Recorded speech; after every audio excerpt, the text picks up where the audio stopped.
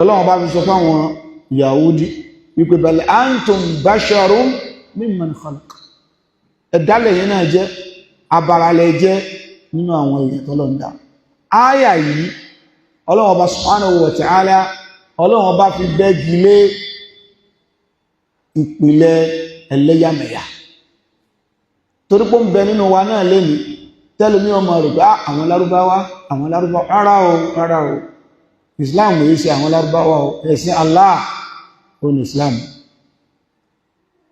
ẹ̀sìn Allah ó ní Islam.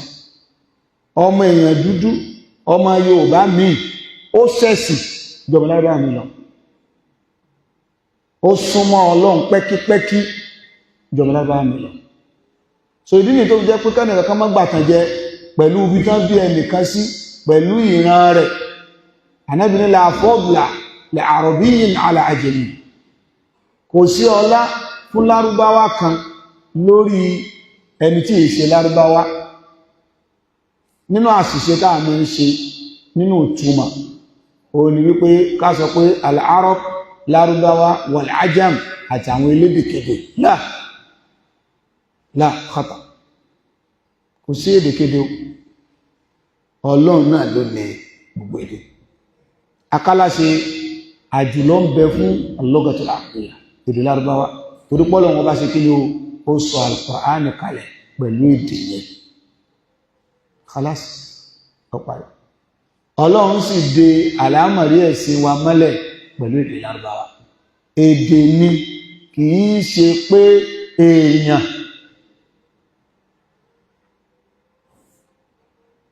Èdè ni kìí ṣe pé èèyàn. Nínú àwọn àṣìṣe tí a máa ń ṣe nìyẹn. A wà ti bìlíìfù pé ẹni tó bá jẹ́ lárúbáwá ó gbọ́dọ̀ jẹ́ kóun ní ó bẹ̀rù Ọlọ́run jù. Tó bá wá ṣe nǹkan kan tó kù díẹ̀ káàtó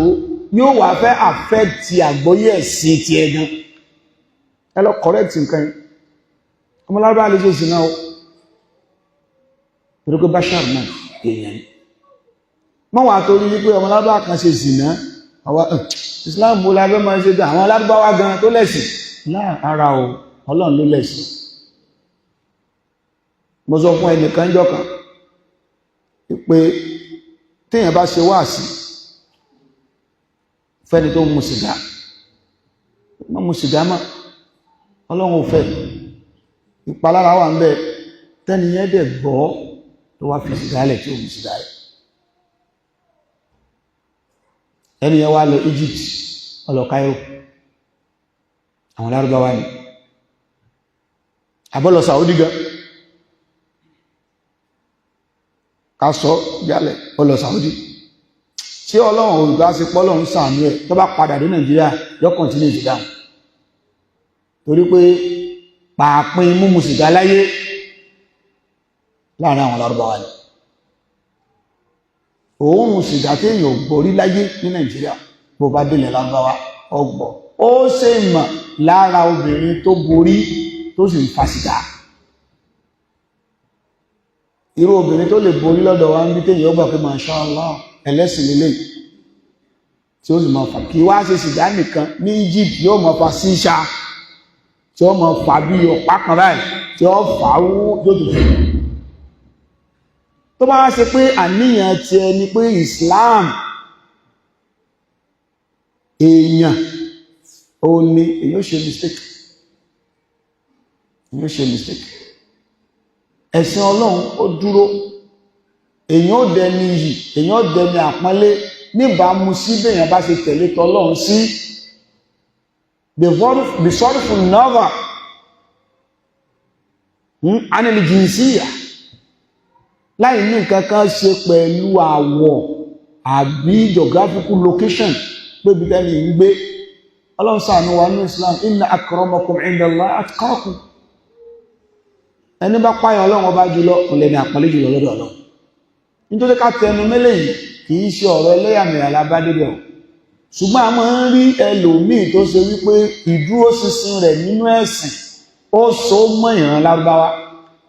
ó so mọ́ Saudi, ó so mọ́ Egypt,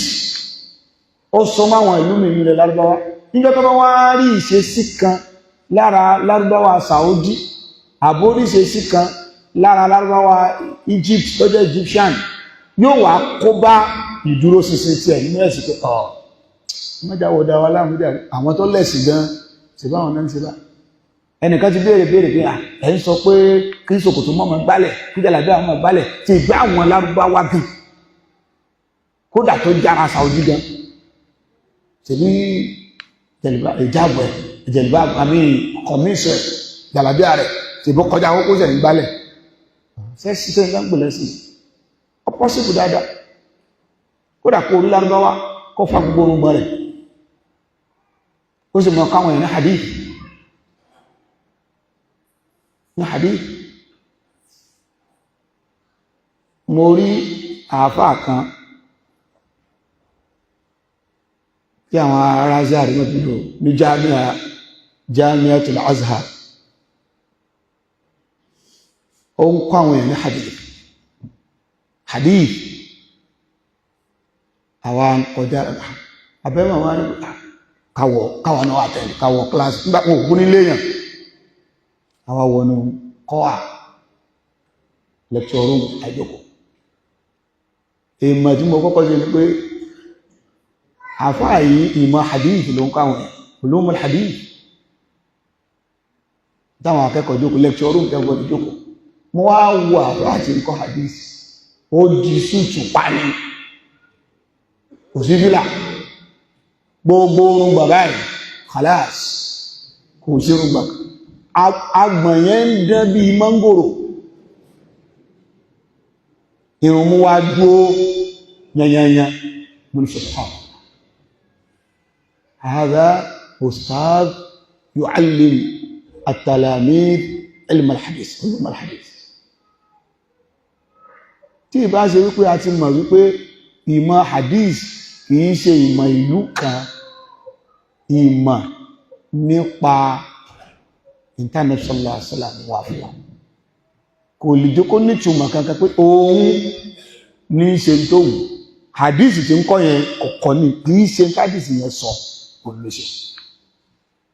ṣùgbọ́n ní tí ò bá nípìnlẹ̀ yóò rò pé àwọn ibú mọ̀ hadith ìgbàlélẹ̀ láàbẹ̀ kò rí bí wọ́n bá dẹ̀ tún dé àwọn àyè míì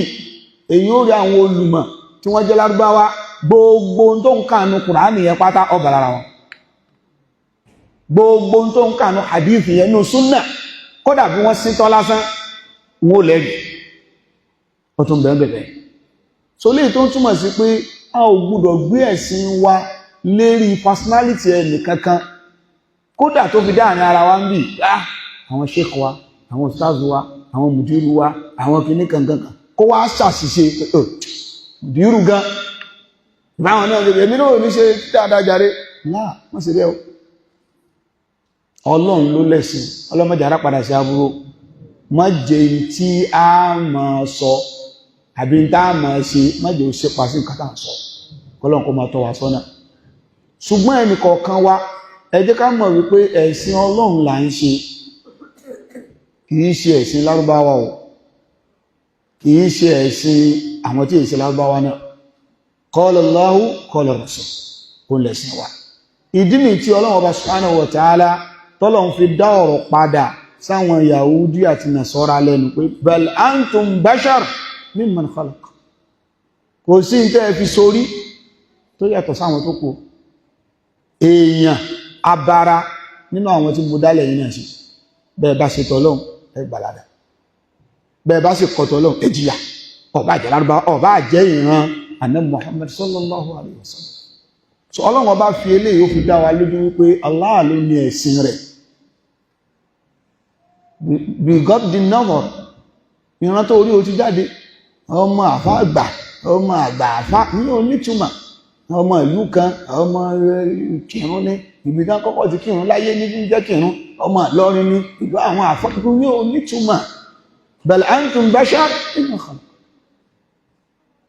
kún kálukú ṣe tọ́lọ́run ẹ ń bá ṣe tọ́lọ́run Ọlọ́run òwò ìlú tó ti wá Ọlọ́run òwò inú ìran tó ti wá yóò gbalada rẹ̀ ẹni bá sì yapa tọ́lọ́run pọ́ wá láti Mákà ní òní méjì yá ámbìlẹ̀ tàṣí Ìlọrin ibi orí ó ti wá ní òní méjì yá Ọlọ́run ọba ti ṣàlàyé ọ̀rọ̀ fún wa nínú Al-Qur'an kó ní kálukú Ọlọ́run ló dojúkọ ló ń sìn tẹ̀láṣẹ rẹ̀ jìnà sí tọ́lọ́run ọba fún má dúró lórí pé tí lágbájá bá ṣe dáadáa èmi náà ṣe dáadáa tí lágbájá bá ti ń ṣe lọ́hùn èmi náà mọ̀ ṣe lọ́hùn la takunu ìmáà ẹ gbọ́dọ̀ jẹ́ bẹ́ẹ̀ lọ́lọ́run ọba fi dé sí ọ̀rọ̀ yìí padà sáwọn Yahudi àti Nasara pé bal antum basharun mimma khalaq ay lakum uswatu amthalikum min bani Adam ẹ yàtọ̀ sáwọn ọmọ ànábì Adam tó kú wa huwa subhanahu al-hakim fi jami' ibadi Ọlọ́run nìkan ń lọ bá ti máa ń dájọ́ lórí gbogbo àwọn ẹrúsìn rẹ̀ ẹnìkan ò yàtọ̀ níwájú Ọlọ́run ẹni tó lápọ̀nlé ẹni bá ti bẹ̀rù Ọlọ́run Ọlọ́run ní wo àwọ̀ wa kò ní wo ìlú láti wá kò ní wo èdè wa inna akramakum indallahi atqakum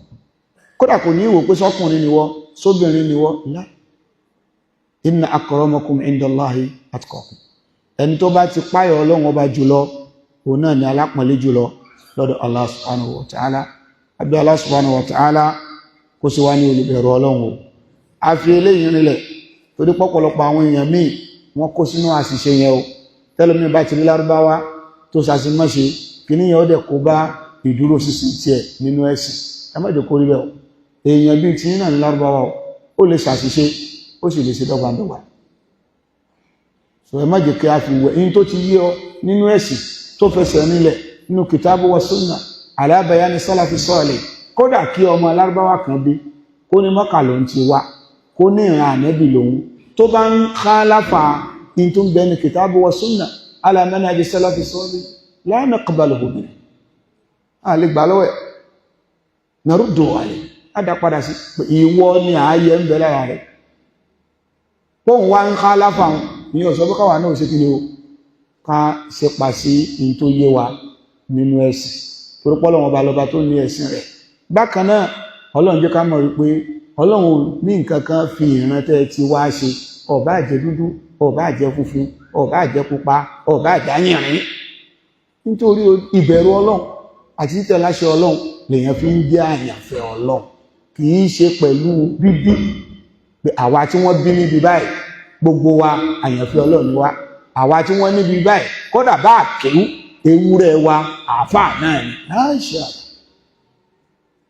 Ọlọ́run gan tó láàrẹ gangan kọ̀ndẹ́mù rúrò nílẹ̀